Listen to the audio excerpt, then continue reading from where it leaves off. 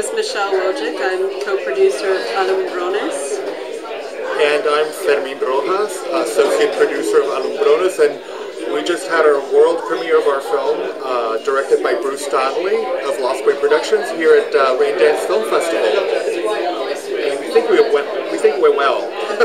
I agree. It's a lovely film featuring 12 artists living and working in Cuba, 8 of whom are represented by Galeria Cubana, which is my gallery.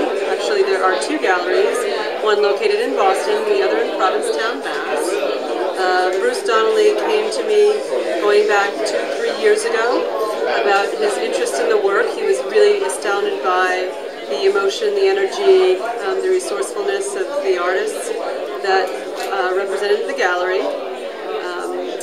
And after quite a few conversations,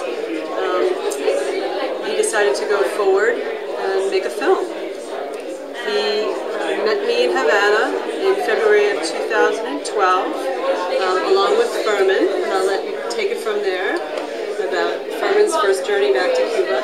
Well, as Michelle was saying, the film is a very intimate and candid look into the lives of 12 artists living and working in Cuba today. And the backstory of the production of the film is very interesting also, because it's been a life-changing experience for the whole group of us. Our director, Bruce Donnelly, is a South African citizen living and working in the U.S., brilliant young filmmaker. Michelle is an American with an art gallery, 2 art galleries that promote Cuban artists still living and working in Cuba. I am a Cuban who had not been back to Cuba for almost 50 years and became reacquainted with the artwork through Michelle and working for Galeria Cubana, and then subsequent to that, being the associate producer on the film and doing the interviews for the film.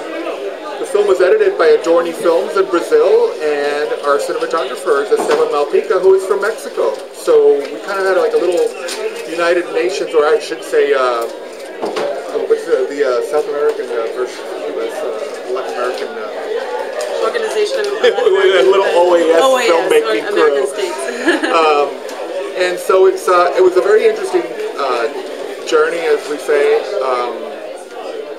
being invited into the homes and studios of the artists and seeing how through very difficult trials, particularly during the 90s, what was known in Cuba as the special period, where they had no longer did they have support from the Soviet Union, which fell out, and they had to fend for themselves, and it was a great time of economic and social need, and yet they managed to continue creating art. And the most wonderful thing that we were able to capture in the film is this unending humor and inspiration that artists in Cuba have. In fact, I would say most Cubans as a population, that this wonderful spirit of humor and love of country has survived anything that's been thrown at them, and to me that's just extremely inspiring and moving. And I want to say that Bruce Donnelly, the filmmaker, came to me as a South African with actually very little knowledge of Cuba, and I actually thought that was a good thing. He did a wonderful job in letting the sort of story create itself. He didn't go into Cuba with preconceived notions, and it was amazing to see him come together with his great efforts and the great efforts of the associate producers. And the artists, it's incredibly touching to see them on film. These are people near and dear to my heart, and have become so much a part of my world over the past 7 years. And what is your hope for this film? It's had its world premiere. I think it was very well received. I thought it was a very emotional, intimate and intelligent film about art. What's your hope for what will happen to this film? Well, I guess one has great aspirations that there will be, particularly, it helps in aiding a greater understanding of not only Cuban art, but of the Cuban people themselves, particularly in the United States. This idea that Cuba Cubans have struggled economically, and the creativity that has come out of this this need, but also the love of country that remains despite these challenges. This is really a concept that most Americans don't understand, and it's extremely difficult to convey that in conversation. And having the film, having it, on the big screen, is something that I think will touch people. I hope it gets picked up for big distribution by somebody and we make lots of money on it, but good luck with the documentary doing that. I mean, yes, we do hope it gets lots of distribution, but all kidding aside, as Michelle was saying, I hope that it serves as an inspiration to young artists across the world. More than anything, that dreams can come true.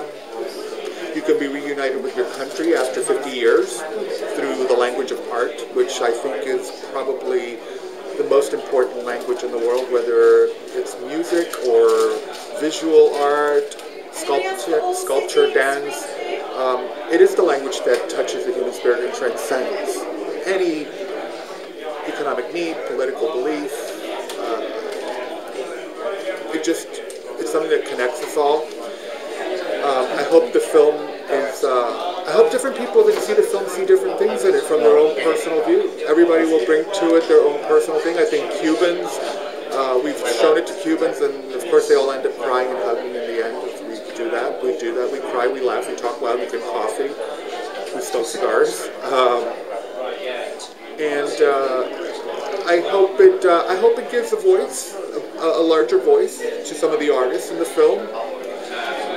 To me, one of the most touching things about the film is one of the artists in the film, Pedro Pablo Leiva, his daughter, who is his rep, saw the movie, and she told the director that it was the most comprehensive and honest portrayal of her father's philosophies and beliefs that anybody has done. And I think for us, having been able to do that alone is a huge accomplishment. To be able to capture something like that. In Stephen Sondheim's musical Sunday in the Park with George, one of the lyrics says, all we can leave behind is children in art. Children in art. We've left behind our little child here, and it's full of art. As a filmmaker and an artist, I completely agree. Yeah, all you can leave behind is children and art. And any piece of art that you make and you leave behind, especially a film which goes on and on and on, it can't sort of disintegrate. You have no idea where that might go on, and so well done. I think you did a fantastic job in expressing a lot of really difficult conceptual ideas in a very human way. I think any person would enjoy it, artists will love it, filmmakers will love it. So well done. I think it was a beautiful film. Thank you so much, and thank you for asking us to talk to you today. It's a pleasure. Pleasure's all mine. Thank you. Thank you. Thank you.